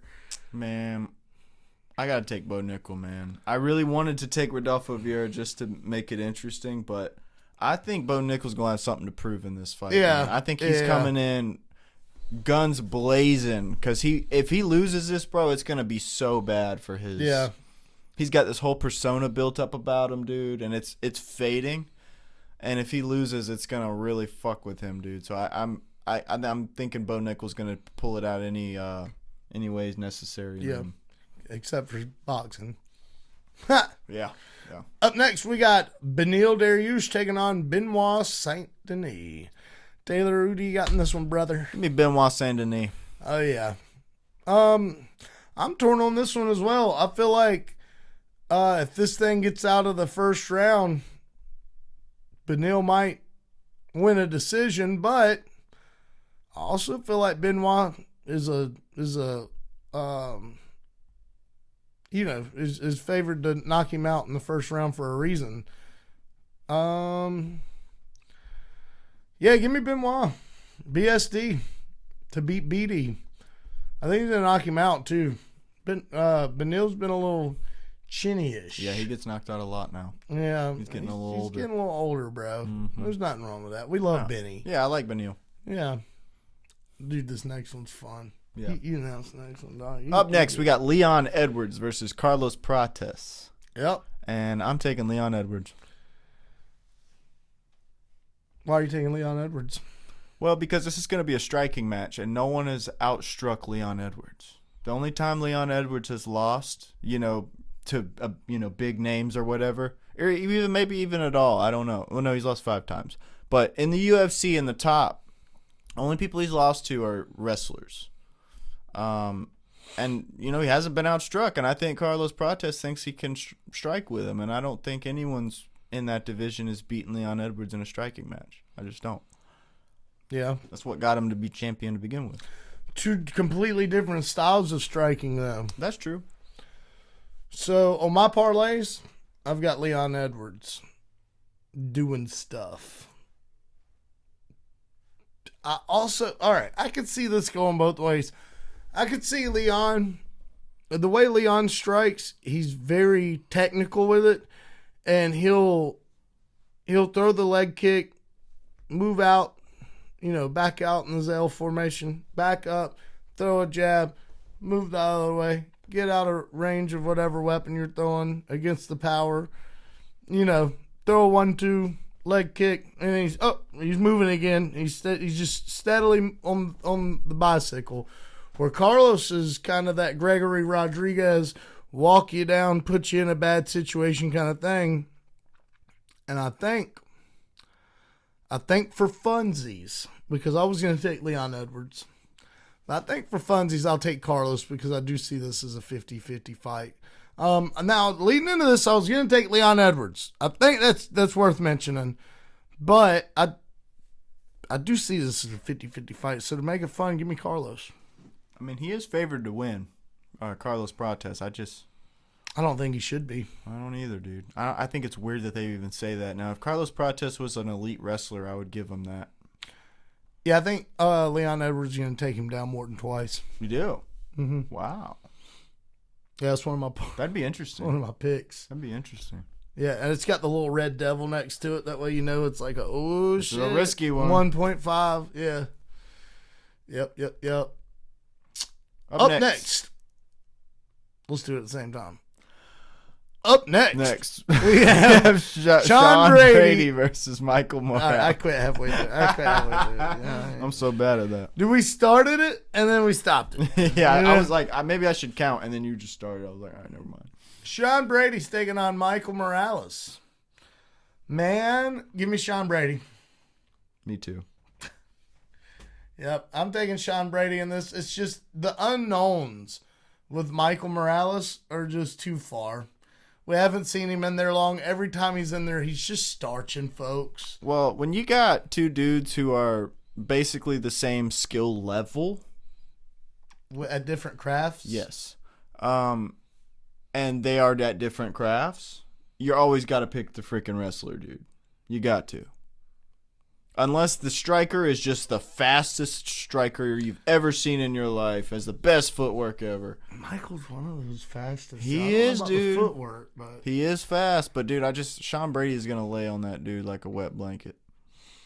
do you think Michael Morales hits him with a 1-2 and sleeps him on the way in, or with a knee? I think if it goes to the second or third round, I do.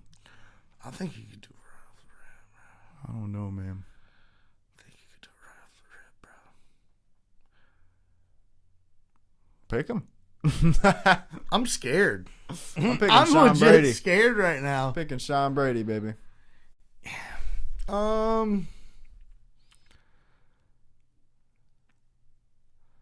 I should pick Sean Brady. Give me Michael Morales. I think he's gonna get it done. I just got a feeling, bro. You know, and that just happened all week long. I've been a Sean Brady guy. I said it right off the rip before you could say, "No, I got Sean Brady." Nah, bro. I'm starting to now. I'm really thinking about it. I think Morales. It's the unknown that's doing it for me, and I'm a gambler. The exact thing that you didn't want to vote for him for. Well, I'm a gambling man, bro. And I'm throwing it out there, bro. All right. Let's see if that dog hunts. Sounds good. Up next, we got Valentina Shevchenko versus Zhang Weili. Who you got, dog? That one's tough, bro. That's a tough one. That's a tough one. Because with Zhang coming up, you've got the little man. What do they call that? Skill. Little man skill. Little individual skill. We're just pretty much saying, statistically speaking, anytime somebody moves up, they almost always win. Right? I don't know if you knew that. Yeah. Statistically speaking, Unless you're Izzy. if it's not 100%, yeah, he might be the only exception, bro. He really might be. I think everyone else has done it, so we'll see.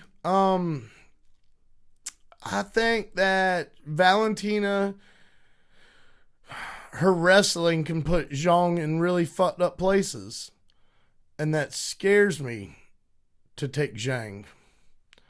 Statistically speaking, Zhang should win this, but I really do feel like Valentina can take her down, if not on the first attempt, maybe the second. I feel like Zhang's hands are going to be faster. Her footwork might be a little better than Valentina, but Valentina's just so crisp. This one's hard, bro. Who do you have? Valentina Shevchenko. Yeah, give me Zhang Weili.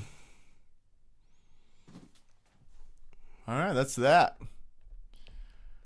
Up next, we got the main event. Jack Della Maddalena versus Islam Makhachev. You picking JDM, bro? Picking your boy? Probably not. I got Islam Makhachev 100%. Yeah, I think Islam Makhachev is going to make this look easy. I know we've talked about this outside of the podcast. I think people, first of all, look who Jack Della Maddalena has fought compared to who Islam has fought. It's not very impressive when you compare it to Islam's fight record. And truthfully, I think Islam is just as good of a striker as Jack Della Maddalena, and that's Jack Della Maddalena's whole thing. And he's a great freaking striker. I mean, that dude can put it on you, but I just don't think he's gonna look as spectacular in front of Islam Makhachev, man. All right. Probably going with Islam, but I don't think Islam's as good of a striker as JDM. But I do think he's yeah, I do think he's good. And I think the difference might be that Islam hits hard as fuck. People don't give him that. People just think it's the technical aspect. Nah, dude, Islam looks like he hits hard as fuck. You look at Dustin Poirier's face and tell me he doesn't hit hard as fuck, dude. Fuck, dude. Yeah, I gotta say Islam, bro. But, like, I'm gonna be honest, folks. We have two different opinions when it comes to this.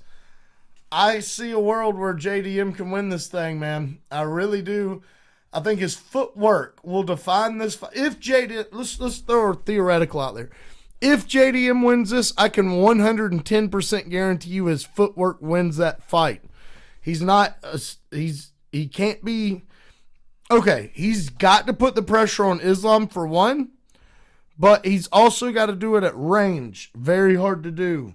The strikes have to keep coming. Now, he showed with Bilal that he can do that. People also like to say Bilal didn't try to wrestle him. Bilal tried to wrestle him. Jack didn't let him. Maybe Bilal could have done more in the wrestling than what he did, but Bilal did try to wrestle him, and he fucking couldn't do it. He only tried to take him down like twice. Yeah, but I mean, he's still a superior grappler towards Jack, I would say, right? Yeah. And Jack's striking, I guess is what I'm trying to say, kept him from doing so, which is, he's not going to defend the takedown from Islam from getting unders, and then he's going to do it by striking. He's not going to be able to just peel him off of him, per se, right? Now, his get-ups are a huge thing. Jack can just, he's like Derek Lewis, where he can just fucking pop up. You can't, it's going to be hard to do that against Islam, because Islam understands the mechanics of the body. He understands grappling to a finer detail than any one of us can comprehend. So I don't think Jack's just going to be able to stand up in this one like he has been in the past. I've seen him working with Craig Jones. I mean, he works with Craig Jones a lot. One thing I did like, well, they have a position where Islam really likes, where you're up against the cage. They've been drilling this. And Islam likes to get that back like Khabib, but then put his weight on you. Lean forward like this. Put his weight on you. Try and grab those wrists and move them so you fall on your face. And, the Dagestani handcuff and all that. Craig Jones figured out ways around it. And he showed JDM it. And who knows what else they've been working on. But, I'm excited for this, bro. I am taking Islam, but, bro, I'm not. A bunch of people are just counting Jack out, and I'm here to tell you this is a lot closer than what folks think. I think this is a solid 60-40 in Islam's favor, but, everyone's counting Jack out. It's like an 80-20 or a 90-10, I think it's a solid 60-40, bro. I'd give it a 70-30, but that's being generous. Damn. It's true, man. Dude, we'll see. That's just me. That's just my opinion. Yeah, we'll see. Can't wait for Saturday night. Guys, if you enjoyed this video, make sure to like, comment, and share it to a friend, and tell them to share it to a friend who should share it to a friend who should share it to a friend. Tell them the Odd Fellows got the takes and the interviews and a really cool podcast. And it's odd. Fuck yeah. All right. Hey, take it easy. Keep it fresh. And don't do nothing that I wouldn't do. Peace.